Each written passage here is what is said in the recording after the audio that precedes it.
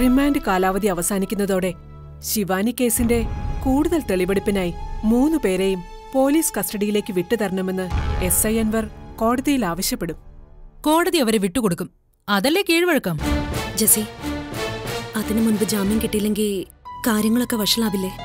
മറുവശത്ത് അൻവർ ആയതുകൊണ്ട് ഈ പറഞ്ഞതുപോലെ വഷളാവുന്നു തന്നെ ചിന്തിക്കാം.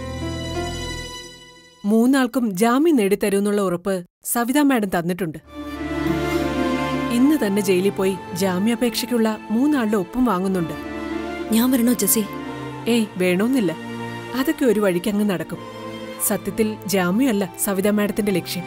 ശിവാനി കേസിന്റെ പിന്നിലെ ദുരൂഹതകൾ അഴിക്കാനും ജുഡീഷ്യറിയെ അവഹേളിക്കാൻ ശ്രമിച്ചവരെ പ്രതിക്കൂട്ടിൽ നിർത്തുന്നതിനുമാ സവിതാ മാഡം ശ്രമിക്കുന്നത്.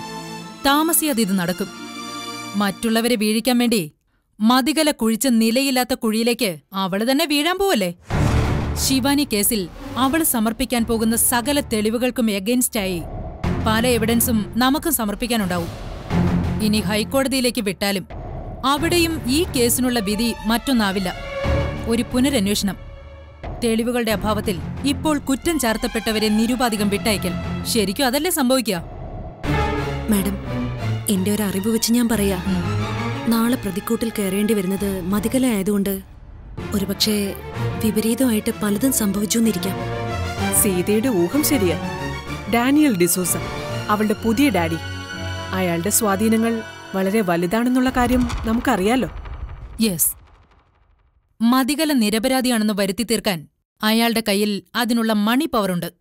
ക്ലിയർ എവിഡൻസോടെ അവളെ നമ്മൾ പ്രതിക്കൂട്ടിൽ നിർത്തുമ്പോൾ ഒരു കോടതിക്കും അവളെ രക്ഷിക്കാൻ കഴിയാത്ത വിധം പഴുതുകളെല്ലാം അടച്ചിരിക്കണം. ഒരു ലോ പോയിന്റ്സ് കൊണ്ടും തലക്കനമുള്ള ഒരു ലോയർക്കും അവളെ രക്ഷിക്കാൻ കഴിയാതെ വരണം. എല്ലാറ്റിനും അയ്യപ്പൻകുട്ടി സാറിന്റെ ബാക്ക് സപ്പോർട്ട് ഉണ്ടല്ലോ. എന്തൊക്കെ തെളിവുകളുണ്ടെങ്കിലും മതികല അവളുടെ കയ്യിലുള്ള മെന്റൽ സർട്ടിഫിക്കറ്റ് കോടതിയിൽ ഹാജരാക്കിയാലോ? അതിന്റെ ഉറപ്പിന്മേലാണല്ലോ അവൾ ഈ കൈവിട്ട കളിക്കൊക്കെ ഇറങ്ങിയിരിക്കുന്നത്. അവൾക്ക് ആരെ വേണമെങ്കിലും ജയിലിൽ കയറ്റാം, ആരെ വേണമെങ്കിലും കൊല്ലാൻ ദ്രോഹിക്കാം. എന്നിട്ട് ഇവിടുത്തെ നിയമത്തിനെയും പോലീസിനെയും ഒക്കെ വിഡ്ഢികളാക്കിയും വെല്ലുവിളിച്ചും എന്ത് തോന്നിയ ആസവും കാണിക്കാം. അതൊന്നും അധികകാലം നീളില്ല. അവളുടെ കയ്യിലുള്ള മെന്റൽ സർട്ടിഫിക്കറ്റ് അത് ഫേക്കാണെന്ന് ഞങ്ങൾ തെളിയിക്കും. മതികലയുടെ യഥാർത്ഥ മുഖം പുറത്തു വരാൻ വേണ്ടി അങ്ങനെ പലതും ഞങ്ങൾക്ക് തെളിയിക്കേണ്ടതായിട്ടുണ്ടല്ലോ. എല്ലാം തെളിയണം. അതിനുവേണ്ടി എത്ര കാലം കോടതി കയറാനും ഞങ്ങൾ തയ്യാറാണ്. അവളെ കഠിനമായി ശിക്ഷിക്കാനുള്ള എല്ലാ തെളിവുകളും കോടതി മുമ്പാകെ ഞങ്ങൾക്ക് എണ്ണി പറയാൻ കഴിയും.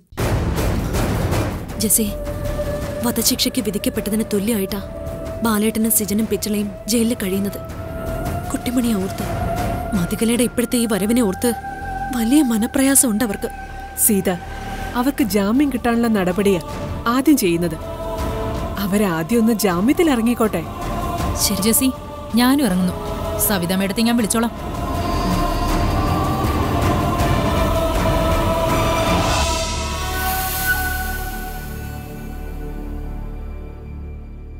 Savitha madam? Okay okay madam.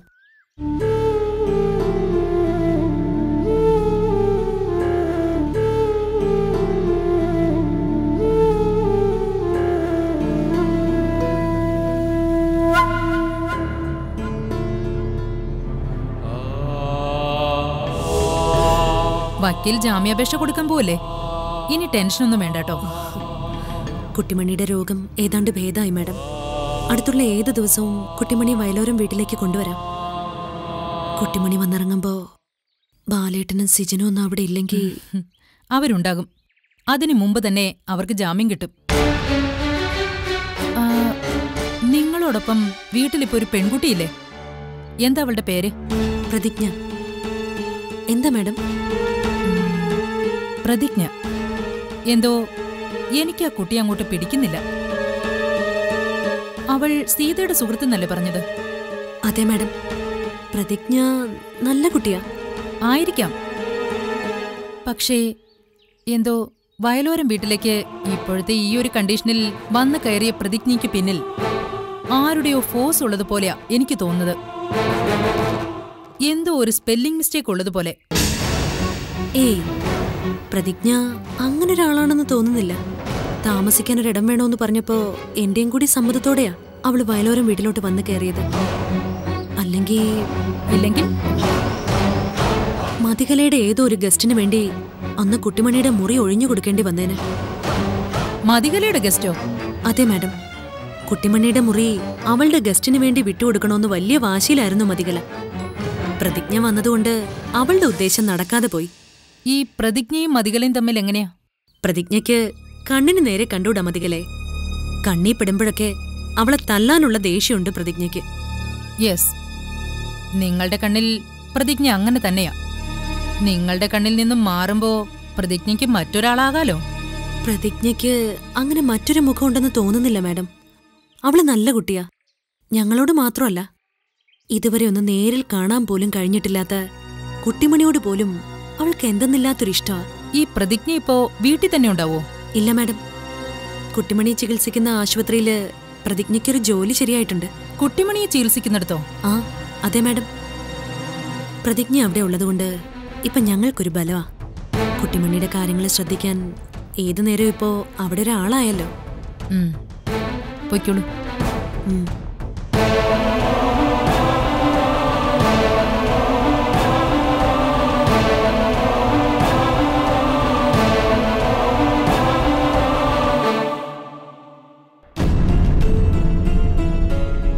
എന്താ രണ്ടാളും വല്ലാതിരിക്കുന്നെ? എന്താ അപ്പച്ചമ്മേ? എന്താ അപ്പച്ചപ്പാ? അത് പ്രതിജ്ഞ. പ്രതിജ്ഞക്കെന്താ? ആ കൊച്ചിവിടെന്ന് പോകാൻ പോവുകയാണെന്നോ? ഇവിടുന്ന് പോവാൻ പോവാണെന്നോ? അതിനിവിടെ എന്താ ഉണ്ടായത്? ഇവിടെ ഒന്നും ഉണ്ടായിട്ടല്ല മോളെ, പോവാന്ന് ഒരേ വാശിയിലാ കുട്ടി. എന്താ കാര്യമെന്ന് ചോദിച്ചിട്ട് ഒന്നും വിട്ടു പറയുന്നില്ല. മോളൊന്ന് ചോദിച്ചു നോക്കിയേ, അകത്തുണ്ട്.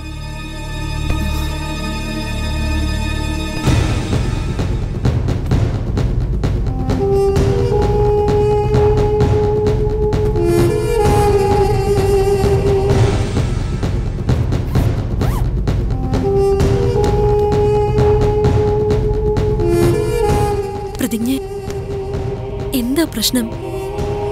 ഇവിടുന്ന് പോവാണെന്ന് പറഞ്ഞു. ഞാൻ പോവാ.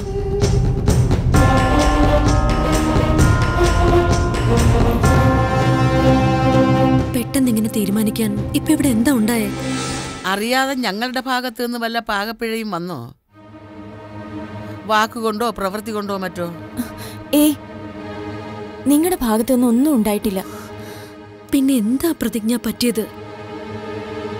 ഇനി ആ മതികല വല്ലതും കാണിച്ചോ?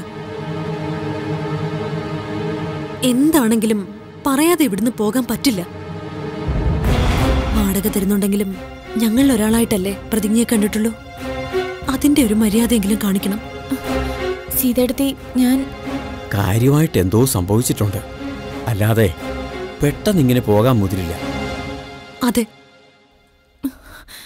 ഞാനത് പറഞ്ഞ എന്നോടുള്ള ഈ സ്നേഹമൊക്കെ പോവും. നിങ്ങൾക്ക്, നിങ്ങൾ എന്നെ വെറുക്കും.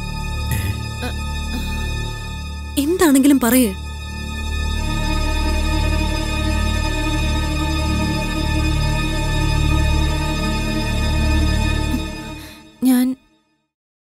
ഞാനിവിടെ വന്നത് മതികലയുടെ ആളായിട്ടാ.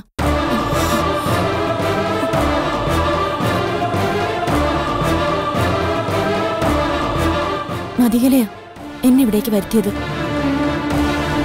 മതികല പറഞ്ഞിരുന്നില്ലേ ഒരു ഗസ്റ്റ് വരുമെന്ന്? ആ ഗസ്റ്റ് ഞാനാ.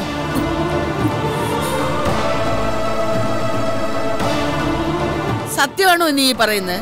എന്താ നീയും അവളും തമ്മിലുള്ള ബന്ധം? പഠിക്കുന്ന കാലം തൊട്ടുള്ള ബന്ധമാ. അന്യോന്യം അറിയായിരുന്നു നന്നായിട്ട്. മതികലയുടെ ചെയ്തികൾ അന്നേ അതിര് കടന്നതായിരുന്നു. എങ്കിലും എല്ലാവർക്കും വലിയ കാര്യമായിരുന്നു അവളെ. മതികലയുടെ ചങ്ങാതിക്കൂട്ടത്തിൽ ഞാനും ഉണ്ടായിരുന്നു. പിന്നെ പലരും പല വഴിക്കായി. മതികലയെക്കുറിച്ച് വലിയ അറിവൊന്നുമില്ലാതെ ഞാൻ എന്റേതായൊരു ജീവിതവുമായി മുന്നോട്ടു പോവുമായിരുന്നു. കുറച്ചു ദിവസം മുൻപാണ് എനിക്കൊരാളുടെ ഫോൺ വന്നത്. അയാളിൽ നിന്ന് മതികല എന്ന പേര് വീണ്ടും ഞാൻ കേൾക്കുന്നത്.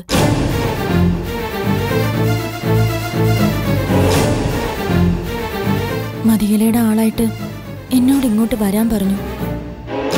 അങ്ങനെ വരുന്ന വഴിക്ക തികച്ചും യാദൃശ്ചികമായി സീതയെടുത്തിയെ കണ്ടുമുട്ടുന്നത്. പിന്നീട് റൂട്ട് എളുപ്പമായി ഇവിടേക്ക് വരാൻ. ഇവിടെ കയറി വന്നപ്പോ നീ അവളോട് കയർത്ത് സംസാരിച്ചതോ? അവളെ ഇവിടുന്ന് ഓടിക്കുമെന്ന് പറഞ്ഞതോ? അതൊക്കെ നിങ്ങളെ ബോധിപ്പിക്കാനുള്ളൊരു നാടകമായിരുന്നു. മതികലയുടെ ആളായിട്ട് പ്രതിജ്ഞ ഇങ്ങോട്ട് കൊണ്ടുവന്നത് എന്തിനാ? എന്തിനാണ് നീ ഇവിടെ വന്നതെന്ന്? അത് കുട്ടിമണിയെ കൊല്ലാൻ.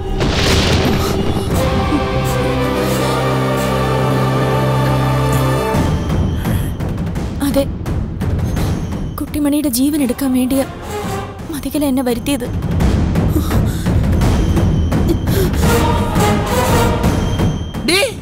അപ്പൊ നീയും എന്നിട്ട് നീ വല്ല കടുങ്കയും കാണിച്ചോ? ഇല്ല, അതിന് പറ്റാത്തതുകൊണ്ടാ ഞാനിവിടുന്ന് പോകുന്നത്. കുട്ടിമണിയെ കൊല്ലാൻ എനിക്കാവില്ല, എന്നെ കൊണ്ട് പറ്റില്ല. എന്റെ അവസ്ഥയാ എന്നെ കൊണ്ട് ഈ വേഷം കെട്ടിച്ചത്.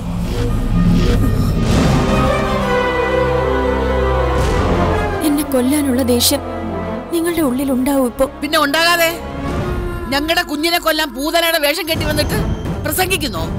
ഇത്രയൊക്കെ പറഞ്ഞില്ലേ, ബാക്കി ഇവിടെ പറയട്ടെ അപ്പച്ചമ്മേ. ഞങ്ങളായിട്ട് നിനക്കൊരു ദ്രോഹവും ചെയ്തിട്ടില്ല. നമ്മൾ തമ്മില് യാതൊരു മുൻപരിചയോ മുൻവൈരാഗ്യവും ഇല്ല. എന്നിട്ടും എന്തിനാ, എന്ത് നേട്ടത്തിനാ? നേട്ടം ഒന്ന് മാത്രമായിരുന്നു, പണം. എനിക്കൊരു അനിയനുണ്ട്, പ്രതാപ്. അവന് ഞാനും മാത്രമേ ഉള്ളൂ. അവനിപ്പോ ഒരു ഓപ്പറേഷന് വേണ്ടി ഹോസ്പിറ്റലിൽ കിടക്കുക. എന്റെ അനിയന്റെ കരൾമാറ്റൽ ശസ്ത്രക്രിയ 2 മാസത്തിനകം നടത്തണം. എന്റെ പാതി കരൾ തന്നെയാ അവന് ഞാൻ നൽകുന്നത്. അത് പോരല്ലോ, ഓപ്പറേഷൻ ഏതാണ്ട് 25 ലക്ഷം രൂപയോളം വേണ്ടിവരും.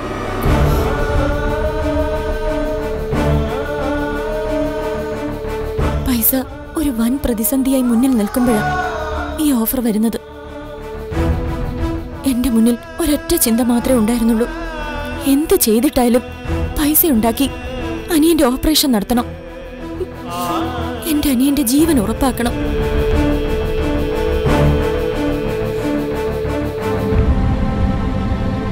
പറയുന്ന പണി ചെയ്ത 25 ലക്ഷം രൂപ തരാന്ന് മതികല വാഗ്ദാനം ചെയ്തു. 5 ലക്ഷം രൂപ മുൻകൂറായി ഹോസ്പിറ്റലിലും എത്തിച്ചു. അങ്ങനെയാ ഞാനിവിടെ എത്തുന്നത്.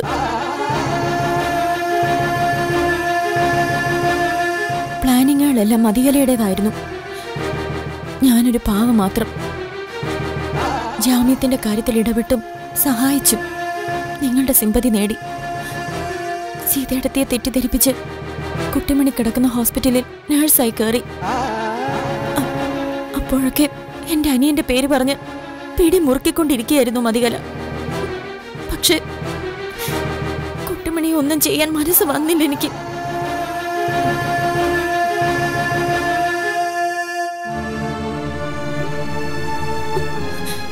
കുട്ടിമണിയുടെ ജീവൻ ഇല്ലാതാക്കുന്നതിനെ കുറിച്ച് ചിന്തിക്കുമ്പോ എന്റെ അനിയന്റെ മുഖം മനസ്സിൽ തെളിയുന്നത് അവനും ജീവന് വേണ്ടി കിടക്കുകയാണല്ലോ.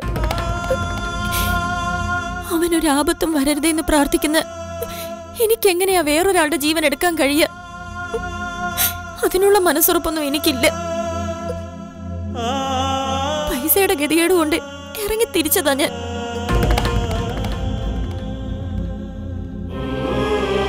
മതികല പറഞ്ഞതുപോലെ ചെയ്ത് പൈസയും വാങ്ങി പോയിരുന്നെങ്കിൽ ആ പൈസ ഒന്നിനും ഉപകരിക്കാതെ വന്നേനെ.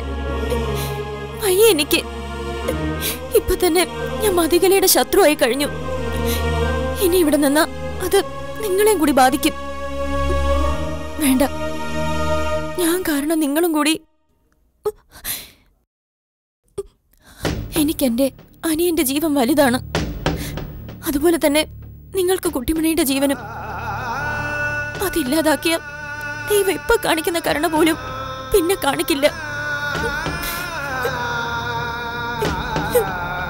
നിങ്ങളെല്ലാരും എന്നോട് ക്ഷമിക്കണം.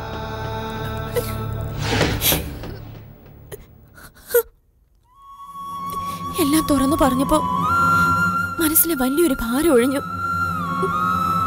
പിന്നെ മതിയല. അത് വരുന്നിടത്ത് വെച്ച് കാണാം.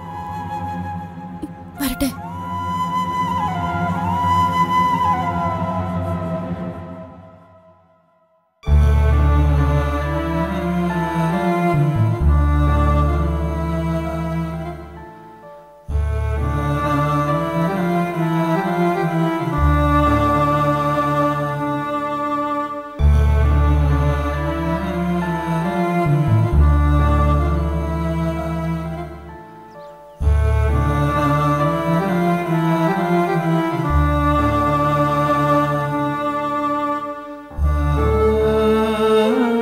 തന്നെ അങ്ങനെ പറയാൻ അർഹതയില്ല. എന്നാലും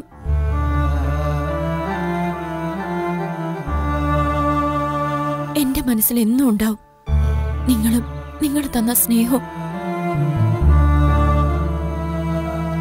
ആശുപത്രിയിൽ അനിയനെ കൂട്ടിരിക്കുമ്പോ പറഞ്ഞു കൊടുക്കാൻ ഒരുപാട് കാര്യങ്ങളുണ്ടല്ലോ. ആ സമ്പാദ്യങ്ങളുമായാ ഞാൻ പോകുന്നത്.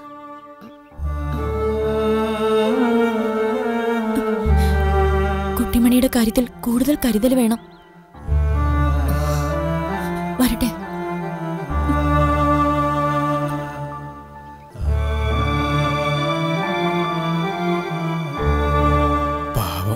പാവോ? നമ്മുടെ കുട്ടിമണിയെ ഇല്ലാതാക്കാൻ പൈസയും വാങ്ങി ഒരുങ്ങി വന്നവളാണ്. അവളെങ്ങനെ പാവാവും? അപ്പച്ചമ്മേ, പാവായതുകൊണ്ടല്ലേ പ്രതിജ്ഞയെല്ലാം നമ്മളോട് തുറന്നു പറഞ്ഞത്. കുട്ടിമണിയെ കൊല്ലാനായിട്ട് പ്രതിജ്ഞ തക്കം നോക്കി ഇരുന്നു എന്നുള്ളത് ശരി തന്നെയാ. അതിന് പ്രതിജ്ഞ മാപ്പും അർഹിക്കുന്നില്ല. പക്ഷേ കണ്ണീരോടെ എല്ലാം ഏറ്റു പറഞ്ഞപ്പോ എന്തോ കയർത്ത് സംസാരിക്കാൻ തോന്നിയില്ല. അത് തന്നെയാ സത്യം. മനസ്സിലിത്തിരി നന്മയുള്ളതുകൊണ്ട് എല്ലാം നമ്മളോട് പറഞ്ഞു. വേണമെങ്കിൽ ഒന്നും മിണ്ടാതെ പോകായിരുന്നില്ലേ ആ കുട്ടിക്ക്? എല്ലാം ദൈവത്തിന്റെ കളി. ആ മതികല എന്ന് പറയുന്ന സാധനത്തിന് ഇനി ഈ വീട്ടിൽ നിർത്താൻ പറ്റില്ല. അവൾക്കൊപ്പം നമ്മളും ഒരേ കൂരയ്ക്ക് താഴെ നിന്നാൽ അതിൽ പരം അപരാധം വേറൊന്നില്ല. അതെ അപ്പച്ചമ്മേ, നമ്മളിപ്പൊ കാണിച്ചതും തെറ്റ് തന്നെയാ. കലയെ ഇവിടെ താമസിപ്പിച്ചു. നമ്മുടെ ഒപ്പം താമസിച്ചുകൊണ്ട് തന്നെ അവള്, എനിക്കിത് ഓർക്കാൻ കൂടെ പറ്റുന്നില്ല. ഈ കുട്ടിക്ക് പകരം വേറെ ആരെങ്കിലും ആയിരുന്നെങ്കിലോ? നമ്മുടെ കുട്ടിമണി.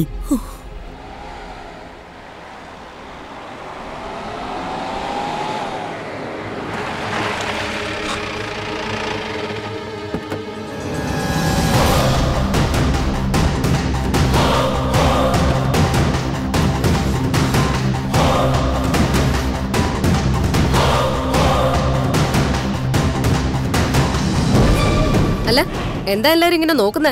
ഇങ്ങനെ നോക്കല്ലേ, ഞാൻ ദഹിച്ചു. നീ ദഹിച്ചു പോണം. അതിനുള്ള തീ ആളി കത്തുന്നുണ്ട് ഞങ്ങളുടെ എല്ലാവരുടെ ഉള്ളില്. പ്രതിജ്ഞ ആരാണെന്നും എന്തിനാണ് ഇവിടെ വന്നതെന്നും ഞങ്ങൾ അറിഞ്ഞു. ഞങ്ങളുടെ കുട്ടിമണിയെ കൊല്ലാനായി നീ വരുത്തിച്ച ആളല്ലേ അവൾ. ആ കുട്ടി ഞങ്ങളോട് എല്ലാം പറഞ്ഞു. വന്ന വഴിയെ ആ കുട്ടി പോവുകയും ചെയ്തു.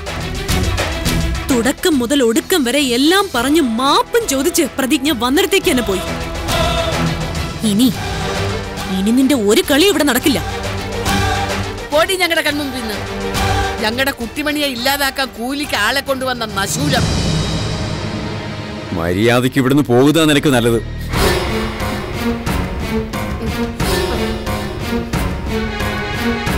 ക്ഷമിച്ചും സഹിച്ചും പാതാളം വരെ താണു നിൽക്കുക ഞങ്ങള്. നിന്നെ പോലെ തരം താഴാൻ അറിയാത്തതുകൊണ്ടാ കടിച്ചു പിടിച്ച് നിൽക്കുന്നത്. എല്ലാം ഉള്ളിലൊതുക്കി സഹിച്ചു നിൽക്കുന്ന ഒരാളുടെ ഉള്ളു പൊട്ടിയാലുണ്ടല്ലോ, അതൊരു അഗ്നിപർവ്വതം പൊട്ടിയതുപോലെ ആയിരിക്കും. ഓരോ നിമിഷം പിന്നിടുമ്പോഴും അത് പൊട്ടാനുള്ള സാധ്യത കൂടി വരികയാ. നീ ഞങ്ങളും ഒരുമിച്ച് ഇവിടെ നിൽക്കുന്ന പ്രശ്നമില്ല. നിന്റെ സ്ഥാനം ഇനി പുറത്താ.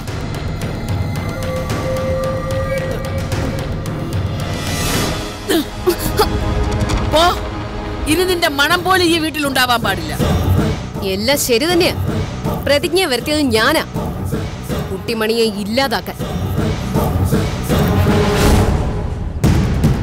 ഒരു പ്രതിജ്ഞ പോയാ അതുപോലെ വേറെ 100 പേര് വരും. അല്ലെങ്കിൽ ഞാൻ തന്നെ അവതരിക്കും. എന്റെ ഉള്ളിലും പുകയുന്നുണ്ട് ഒരു അഗ്നിപർവ്വതം. അതും പൊട്ടാൻ സമയമായി.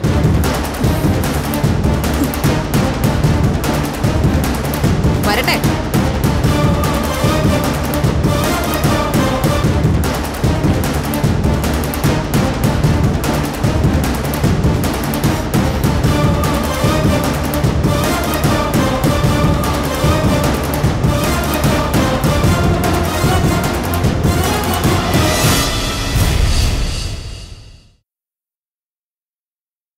തെറ്റുപറ്റിയത് എനിക്കാണ് സിജ. പ്രതിജ്ഞയെ വയലോരം വീട്ടിലേക്ക് കൊണ്ട് കയറ്റിയത് ഞാനല്ലേ? അവള് മതികലയുടെ ആളാണെന്ന് ഞാൻ അറിയാതെ പോയി. സിജൻ അവളെ സംശയിച്ചപ്പോ പോലും ഞാൻ പ്രതിജ്ഞയെ ന്യായീകരിക്കുകയായിരുന്നില്ലേ? നമ്മുടെ കുട്ടിമണിക്ക് എന്തെങ്കിലും സംഭവിക്കുന്നതിന് മുൻപ് അവസാനം അവളൊരു മനസാക്ഷി കാണിച്ചു. ഒരർത്ഥത്തിൽ പ്രതിജ്ഞയുടെ കയ്യിൽ നിന്ന് ഭാഗ്യം കൊണ്ട് മാത്രമാണ് നമ്മുടെ കുട്ടിമണി രക്ഷപ്പെട്ടത്. പ്രതിജ്ഞ മതികലയുടെ കയ്യിൽ ഒരു ആയുധമാണെന്ന് ഞാൻ അറിഞ്ഞില്ല സിജ.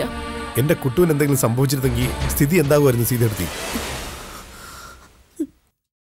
ഞങ്ങളെല്ലാരെയും ഇരുമഴിക്കുള്ളിലാക്കിയിട്ട് വീട്ടിൽ കയറി വന്ന് അവൾ ആധിപത്യം സ്ഥാപിച്ചപ്പോഴേ അപകടം അടുത്തതല്ലേ സീതയെടുത്തി? കുടിച്ച വെള്ളത്തിൽ പോലും വിശ്വസിക്കാൻ കഴിയാത്തവളാ മതികലയെന്ന് ഇവിടെ എല്ലാവർക്കും അറിയാവുന്നതല്ലേ. എന്നിട്ടും ഇങ്ങനെയൊക്കെ സംഭവിക്കണമെങ്കിൽ എന്റെ ബായ്, സീതയെടുത്ത് ഈ പറഞ്ഞ പ്രതിജ്ഞയെ വിശ്വസിച്ച് വയലോരം വീട്ടിലേക്ക് കൂട്ടിക്കൊണ്ടുപോയില്ലെങ്കിലും ഈ പറഞ്ഞതൊക്കെ സംഭവിക്കില്ലേ? ഈശ്വരാനുഗ്രഹം കൊണ്ട് മാത്ര കുട്ടിമണിപ്പങ്ങൾക്ക് ഒന്നും സംഭവിക്കാത്തത്. പക്ഷെ സീതയെടുത്തി ഇപ്പൊ ഒന്ന് വ്യക്തായില്ലേ, കുട്ടിമണിപ്പെങ്ങളെ അപായപ്പെടുത്തി അടങ്ങൂന്ന് മതികല വ്യക്തമാക്കി കഴിഞ്ഞു. ഇല്ല പിച്ചളെ, കുട്ടിമണിയുടെ മേൽ ഒരു തരി മണ്ണ് പോലും നുള്ളിയിടാൻ അവൾക്കിനി കഴിയില്ല. ക്ഷമ ചോദിച്ച പ്രതിജ്ഞ ഇറങ്ങിപ്പോയതിനു ശേഷം മതികല വന്ന് കയറി. എനിക്കോ അപ്പച്ചിയമ്മയ്ക്കോ അപ്പച്ചിയപ്പനോ മതികലയോട് പിന്നെ ക്ഷമിക്കാൻ കഴിയോ? ആ നിമിഷം തന്നെ വയലോരം വീട്ടിൽ നിന്ന് അവളെ ഞങ്ങൾ അടിച്ചിറക്കി. അതുകൊണ്ടൊക്കെ അവൾ അടങ്ങുമെന്ന് സീതയെടുത്തിക്ക് തോന്നുന്നുണ്ടോ? ദ്രോഹം സഹിക്ക വയ്യാതെ ഇങ്ങനെ എത്ര തവണ നമ്മൾ അവളെ ഇറക്കി വിട്ടതാ സീതയെടുത്തി. മതികല ഈ ഭൂലോകത്ത് നിന്ന് തന്നെ ഇല്ലാതാവണം, എങ്കിലേ നമുക്കൊക്കെ സുഖമായിട്ടൊരു ജീവിതം ഉണ്ടാവും. അവള് കാരണം സകലരുടെയും ജീവിതം താറുമാറായില്ലേ? എല്ലാവരെയും ചിന്ന ഭിന്നമാക്കിയിട്ട് ഇനി അവൾ ശ്രമിക്കുന്നത് എന്തിനാ? എന്റെ കുട്ടുവിനെ ഇല്ലാതാക്കാൻ. കുട്ടുവിനെ മാത്രമല്ല, നമ്മളെല്ലാവരെയും കൊന്നു കൊലവിളിക്കാനുള്ള കലിയും കൊണ്ടല്ലേ അവൾ നടക്കുന്നത്. എന്റെ കുട്ടുവിന് എന്തെങ്കിലും സംഭവിച്ചാലുണ്ടല്ലോ അവളെ പച്ചയ്ക്ക് നിർത്തി കത്തിക്കും ഞാൻ. മതികല ശിവാനിയെ കൊണ്ട് കുട്ടിമണിയെ അപായപ്പെടുത്താൻ ശ്രമിച്ചില്ലേ? അത് കാരണം ലെസ്ലി ഡോക്ടറും കൃഷ്ണ ഡോക്ടറും കുട്ടിമണിക്ക് പ്രത്യേക സുരക്ഷ ഏർപ്പെടുത്തിയിരിക്കുക. ആ സുരക്ഷ ഉള്ളതുകൊണ്ടാവും ബായ് പ്രതിജ്ഞയ്ക്ക് പിന്മാറേണ്ടി വന്നത്. വയലോരം വീട്ടിൽ വെച്ചിട്ടാണെങ്കിലും കുട്ടിമണിയെ അപായപ്പെടുത്തണമെന്ന് നിശ്ചയിച്ചിട്ട് തന്നെ ആ മുടിഞ്ഞവള് പ്രതിജ്ഞയെ ഗസ്റ്റായി വേഷം കെട്ടിച്ച് അവിടെ എത്തിച്ചത്. പൈസയുടെ ആവശ്യത്തിന് വേണ്ടി ഗതികേടുകൊണ്ടാ പ്രതിജ്ഞ ഈ പണിക്ക് വന്നത്. എല്ലാം ഏറ്റുപറഞ്ഞ് വീടിന്റെ പടിയിറങ്ങിപ്പോയപ്പോ അവളോട് സഹതാപം തോന്നിയെന്നുള്ളത് നേരാ. ഉള്ളിൽ ഇത്രയെങ്കിലും നന്മയുള്ളതുകൊണ്ടല്ലേ പ്രതിജ്ഞ എല്ലാം ഏറ്റുപറഞ്ഞ് തിരികെ പോയത്. നന്മയുള്ളവൾ, അങ്ങനെ നന്മയുടെ ഒരു തൈരെങ്കിലും ഉള്ളിലുണ്ടായിരുന്നെങ്കിൽ അവൾ ഇങ്ങനൊരു കാര്യത്തിന് ഇറങ്ങിത്തിരിക്കായിരുന്നു. ഒരു തുണയും കൈത്താങ്ങും ഇല്ലാതെ ഉടലുമ്പോ ദൈവം അയച്ചതാണ് പ്രതിജ്ഞ എന്ന് കരുതി അങ്ങനെയായിരുന്നു പെരുമാറ്റവും. പിന്നെ വീട്ടിൽ താമസിക്കുന്നതിന് തുച്ഛമാണെങ്കിൽ ഒരു വാടക തരാമെന്ന് പറഞ്ഞപ്പോ വീട്ടില് വേറൊരു വരുമാനവും ഇല്ലല്ലോ അവിടെ. പ്രതിജ്ഞയ്ക്ക് ഉണ്ടായിരുന്നു നമ്മളെപ്പോലെ കുറെ സങ്കടകഥകൾ. എല്ലാം വിശ്വസിച്ച് അവൾക്ക് കുട്ടിമണിയെ ചികിത്സിക്കുന്നിടത്ത് ഒരു നഴ്സിംഗ് ജോലി ശരിയാക്കി കൊടുത്തതാ ഞാൻ. അതെ പിച്ചളെ, ഇതൊന്നും ബാലേട്ടൻ അറിയാതിരിക്കുന്നതാ നല്ലത്. അറിഞ്ഞാൽ സീതയെടുത്തിയെ മാത്രമേ ബാലേട്ടൻ കുറ്റം പറയൂ. അതെ ബായ്, ഒന്നും ബാലേട്ടൻ അറിയണ്ട. ആ പാവ ഏതു നേരവും സീതയെടുത്തി കുട്ടിമണി വയലോരം വീട് എന്ന് പറഞ്ഞ ആകെ തകർന്നിരിക്കല്ലേ. സീതയെടുത്തി, വക്കീലെന്തു പറഞ്ഞു? ജാമ്യമല്ലോ നടക്കുവോ? സവിത മാഡം ജാമ്യത്തിന്റെ കാര്യത്തിൽ ഉറപ്പ് പറഞ്ഞിട്ടുണ്ട് സിജ. അങ്ങനെ പറഞ്ഞ പോരാ സീതയെടുത്തി, എത്രയും പെട്ടെന്ന് ജാമ്യ ഹർജി കോടതി പരിഗണിക്കണം. ഇന്നല്ലെങ്കിൽ നാളെ അത് സംഭവിക്കണം. ഒരു ഉപാധിയില്ലാതെ കോടതി ഞങ്ങളെ മൂന്നാളെയും ജാമ്യത്തിൽ വിടണം. എന്നെ അതിന്റെ അകത്തിട്ടാലും സാരല്ല, എന്റെ ബായ്ക്കും ബാലേട്ടനും ജാമ്യം കിട്ടണം. അങ്ങനല്ല പിച്ചളെ, നമ്മൾ മൂന്നാളും ഒരുമിച്ച് തന്നെ പുറത്തിറങ്ങും. കടിഞ്ഞാണില്ലാത്ത മതികളുടെ അഴിഞ്ഞാട്ടം ഉണ്ടല്ലോ, അത് അവസാനിപ്പിക്കണം നമുക്ക്. സീതയെടുത്തി, ഞങ്ങൾക്ക് ജാമ്യം കിട്ടുന്നതുവരെ കുട്ടുവിനെ നന്നായിട്ട് ശ്രദ്ധിച്ചോണേ. എണ്ണിപ്പഴിച്ച 3 പറഞ്ഞ് നടക്കുന്നവളാ മതികല.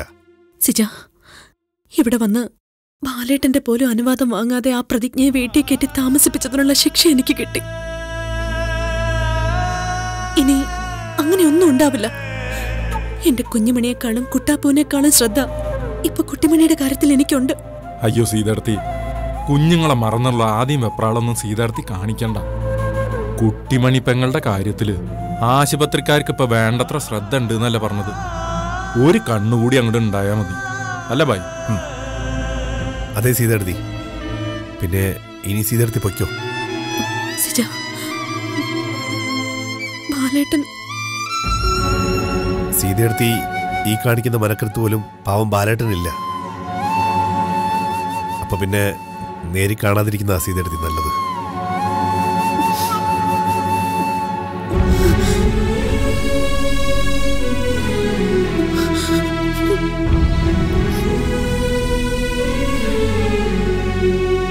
നമുക്ക് ജാമ്യൊന്ന് കിട്ടിക്കോട്ടെ ബായ്. ബായ്ക്കും വയലോരം വീട്ടുകാർക്കും വേണ്ടി ഞാൻ ഈ ജയിലഴികൾക്കുള്ളിൽ വന്ന് ജീവപര്യന്തം തടവിൽ കിടക്കും. ആ തലതെറിച്ച മതികലെ കൊന്നിട്ട് ഞാനത് ചെയ്യും ബായ്.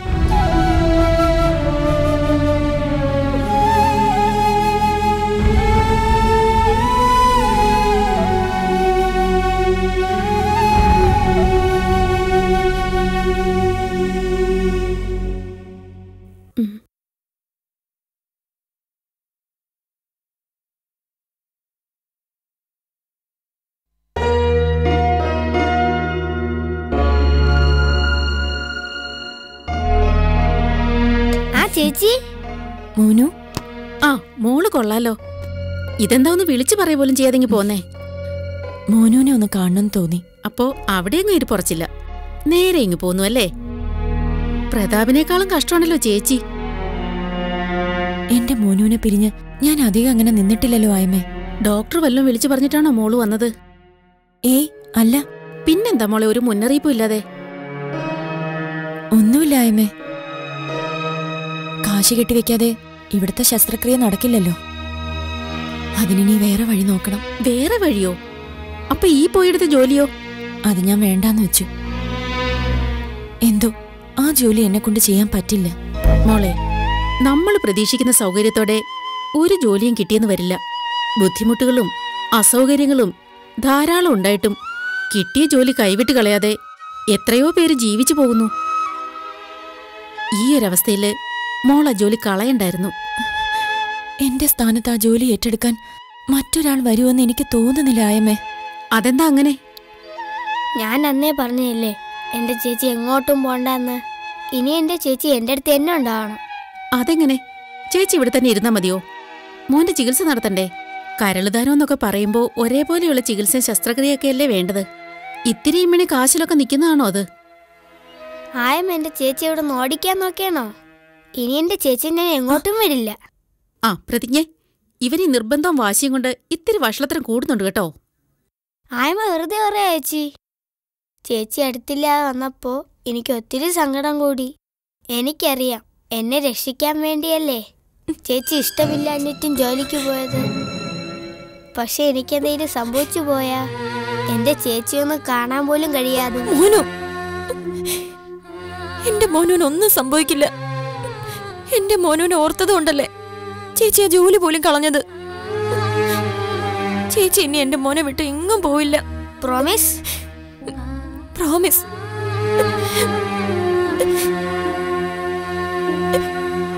ചേച്ചി, ഞാനൊരു പത്ര ഓഫീസിന്റെ നമ്പർ വെട്ടിയെടുത്ത് വെച്ചിട്ടുണ്ട്. നമുക്കതിലേക്ക് വിളിക്കാം. അവരോട് ഞാൻ പറയാം എന്റെ ഫോട്ടോ വെച്ച് പത്രത്തിലൊരു വാർത്ത കൊടുക്കാൻ. ചേച്ചിയുടെ ബാങ്ക് അക്കൗണ്ട് നമ്പർ സഹിതം കൊടുക്കാം. സഹായിക്കാൻ മനസ്സുള്ളവര് ആ അക്കൗണ്ട് നമ്പറിലേക്ക് പൈസ ഇട്ട് തരും ചേച്ചി.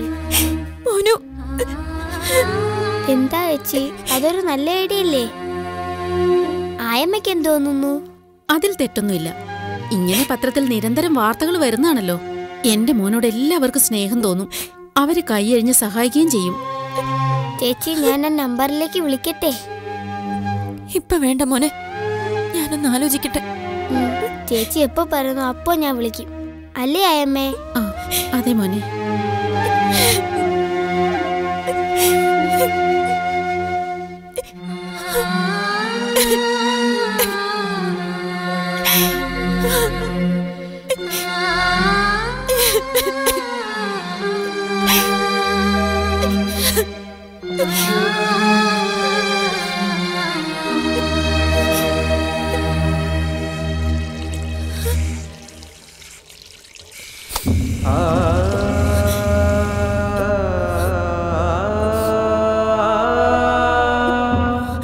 ഒരുപക്ഷെ എന്റെ കൈ കൊണ്ട് കുട്ടിമണിക്ക് എന്തെങ്കിലും സംഭവിച്ചിരുന്നെങ്കിൽ ഈശ്വരൻ എന്റെ മോനുവിന് വേണ്ടിയിട്ടുള്ള വിളി കേൾക്കുമായിരുന്നില്ല.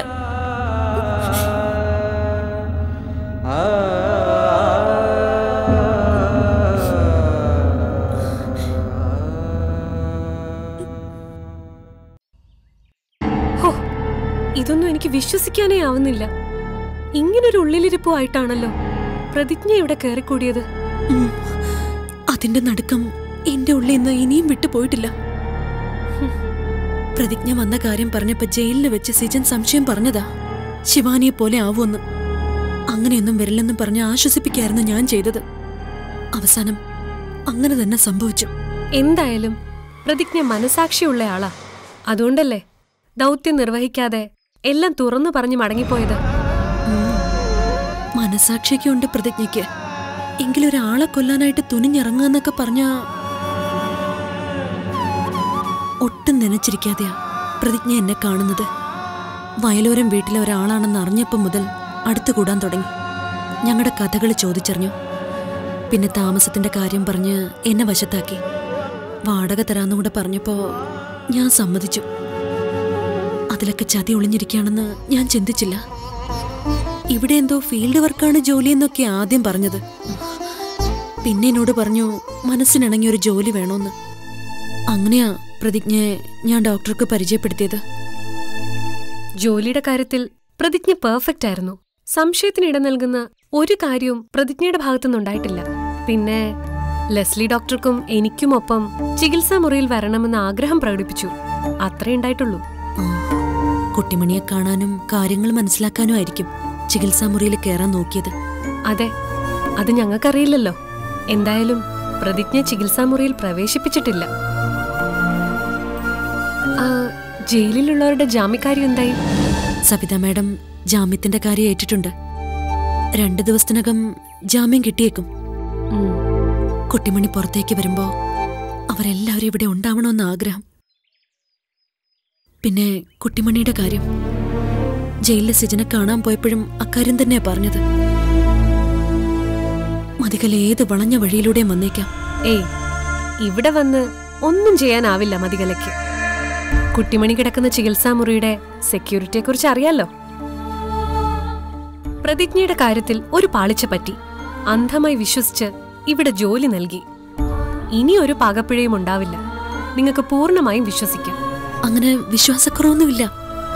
ഞങ്ങളുടെ വീട്ടിൽ കിട്ടുന്നതിനേക്കാളും സുരക്ഷിതത്വം കുട്ടിമണിക്ക് ഇവിടെ ഉണ്ടെന്ന് ഞങ്ങൾക്ക് ഉറപ്പുണ്ട്.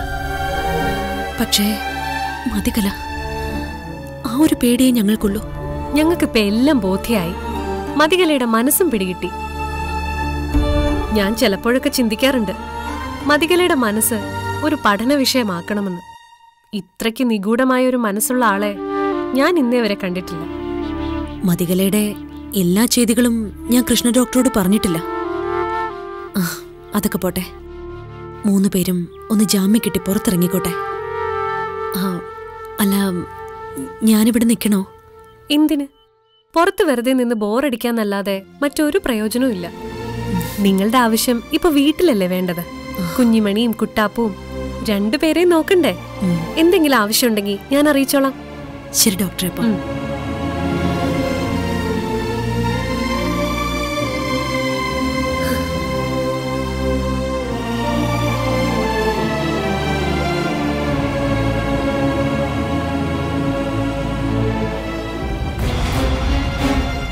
ഞാൻ പലരെയും വിശ്വസിച്ചു, ഒപ്പം നിർത്തി.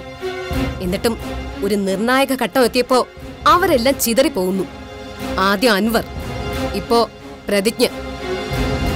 CA മുംതാസ് ഒന്ന് വരട്ടിയപ്പോ അൻവർ സകലതും അങ്ങ് വിളിച്ചു പറഞ്ഞു. കേസിനൊരു തുമ്പ് കിട്ടാൻ വേണ്ടി ഓടി നടന്ന മുംതാസിന് അൻവർ അതോടുകൂടി ഒരു തുറുപ്പ് ചീട്ടായി. പോട്ടെ, അൻവറിന്റെ റോള് ഏകദേശം അവസാനിക്കാറായ മട്ടിലായിരുന്നല്ലോ. പക്ഷെ പ്രതിജ്ഞ അവളിൽ നിന്ന് ഇങ്ങനെ ഒന്നും ഉണ്ടാവുമെന്ന് ഞാൻ കരുതിയില്ല. അവൾ ഒരുവള് കാരണം എന്റെ ലക്ഷ്യം പിഴച്ചു. വയലോരം വീട്ടിൽ നിന്ന് ഞാൻ പുറത്തായി. എന്റെ ലൈഫിൽ ഇതേപോലൊരു തിരിച്ചടി എനിക്കുണ്ടായിട്ടില്ല. കുട്ടിമണിയെ കൊല്ലാൻ കൈവിറച്ചെങ്കിൽ ആ ദൗത്യം ഉപേക്ഷിച്ച് അവൾ വന്ന വഴിക്ക് പോണമായിരുന്നു. അതാണോ അവള് ചെയ്തത്? എന്റെ കയ്യിൽ നിന്ന് കുട്ടിമണി രക്ഷപ്പെടണമെന്ന് ആഗ്രഹിച്ചിട്ടല്ലേ അവൾ ആരാ ഏതാന്നൊക്കെ വയലോരം വീട്ടുകാരോട് വിളിച്ചു പറഞ്ഞത്. ആ വീട്ടിൽ നിന്ന് പുറത്തായതില് എനിക്ക് വിഷമമൊന്നുമില്ല. അകത്തായാലും പുറത്തായാലും അവരെന്നെ കൊണ്ട് കണ്ണീര് കുടിച്ചിട്ടല്ലേ ഉള്ളൂ. സോറി മാഡം, അവൾ ഇങ്ങനെ ചതിക്കുമെന്ന് ഞാൻ കരുതിയില്ല. അനാവശ്യമായ അവളുടെ ഇമോഷൻസ് കണ്ടപ്പോഴേ ഞാൻ ഇതൊക്കെ സംശയിച്ചതാ. രജനീഷ്, നേര് പറ, നിങ്ങൾ എല്ലാവരും കൂടെ ചേർന്ന് എന്നെ ചതിക്കാനായിട്ട് ഒത്തു കളിക്കുവാണോ? അയ്യോ അല്ല, നിവർത്തികേട് കൊണ്ടല്ലേ മാഡം പലരും ഓരോന്ന് ചെയ്യുന്നത്. ആരെ കൊന്നിട്ടായാലും വേണ്ടില്ല, പ്രതിജ്ഞയ്ക്ക് പൈസ വേണമായിരുന്നു. അതുകൊണ്ടല്ലേ കുട്ടിമണിയെ കൊല്ലാൻ ഞാൻ അവളെ അവിടേക്ക് അയച്ചത്. പിന്നെ നിങ്ങൾ പരിചയക്കാരുമായിരുന്നല്ലോ. എന്നിട്ട് അവൾ എന്താ അവിടെ കാട്ടിയത്? കുട്ടിമണിയെ കൊല്ലാൻ വേഷം കെട്ടിയവള് കുട്ടിമണിയോട് മുജ്ജന്മ സൗഹൃദം കാണിക്കുന്നു. സീതയുടത്തേക്കാൾ വലിയ പുണ്യാളത്തെയാവുന്നു. ഒടുക്കം ആരാച്ചാരായിട്ട് വന്നു കയറിയവള് മാനസാന്തരപ്പെട്ട് എല്ലാം വിളിച്ചു പറഞ്ഞിട്ട് എന്റെ നെഞ്ചില് ചവിട്ടി ഇറങ്ങി പോകുന്നു. ഇതുകൊണ്ടൊന്നും ഞാൻ തളരില്ല. സത്യത്തിൽ കുട്ടിമണിയെ തീർക്കാനുള്ള ആവേശം എനിക്കിപ്പോ കൂടിയിട്ടേ ഉള്ളൂ. നാളെ ഒരു പക്ഷേ കോടതി അവർക്ക് ജാമ്യം അനുവദിക്കും. അവര് 3 പേരും പുറത്തു വന്ന പിന്നെ കുട്ടിമണിയുടെ അടുത്തു പോലും എത്താൻ എനിക്ക് കഴിഞ്ഞൂന്ന് വരില്ല. രജനീഷ്, എനിക്കിനി നിങ്ങളുടെ ആരുടെ സഹായം ആവശ്യമില്ല. ചെയ്തു തന്ന ഉപകാരങ്ങൾക്കൊക്കെ ഒരുപാട് നന്ദിയുണ്ട്. എനിക്ക് മാത്രം സന്തോഷിക്കാനുള്ളതാ കുട്ടിമണിയുടെ മരണം. അതിന് മറ്റൊരാളുടെ സഹായം വേണോന്ന് ഇന്ന് വരെ ഞാൻ ചിന്തിച്ചെങ്കിൽ അത് ലോക മണ്ടത്തരം.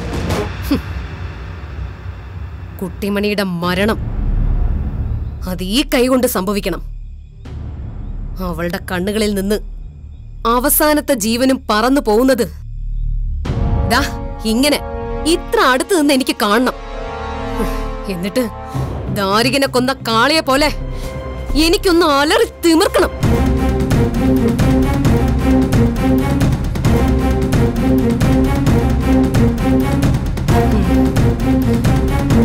ആയി, അതിനുള്ള സമയമായി.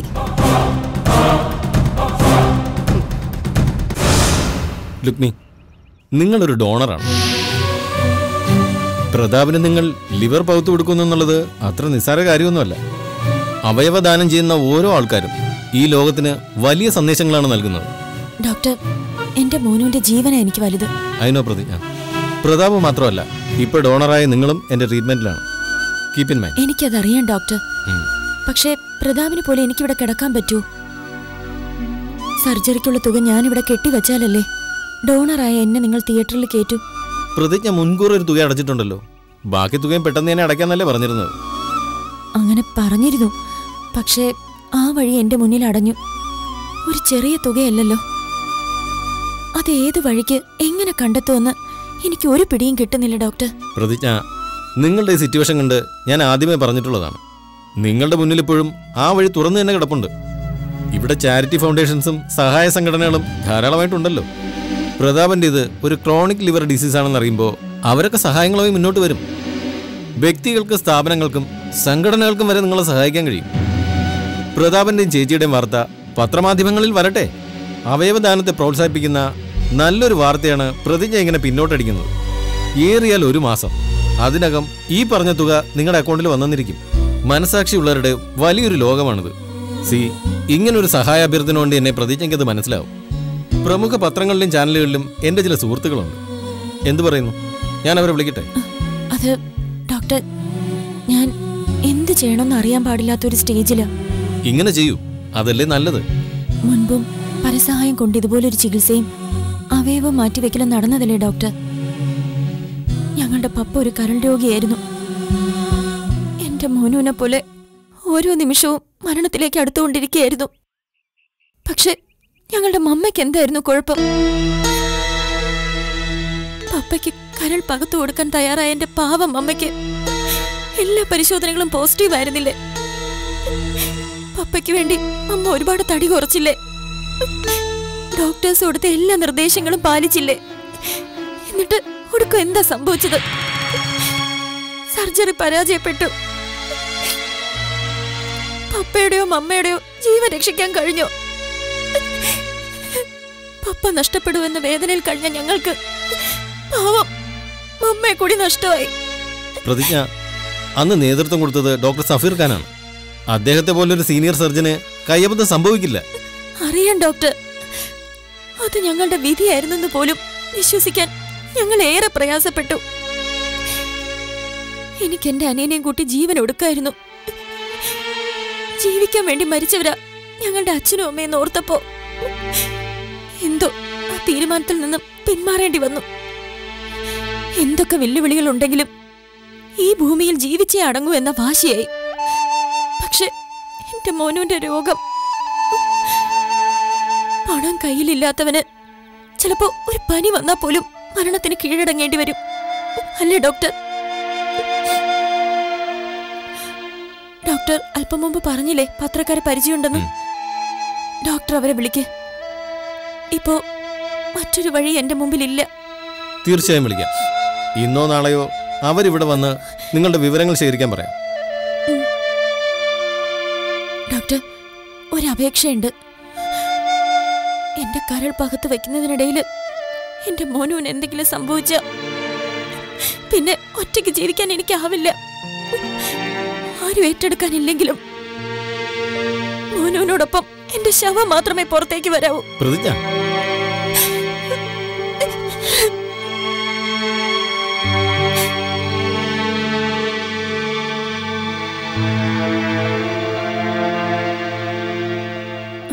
ആയമേ, മോനൂടെ മോളുടെ അടുത്തേക്ക് വന്നില്ലേ?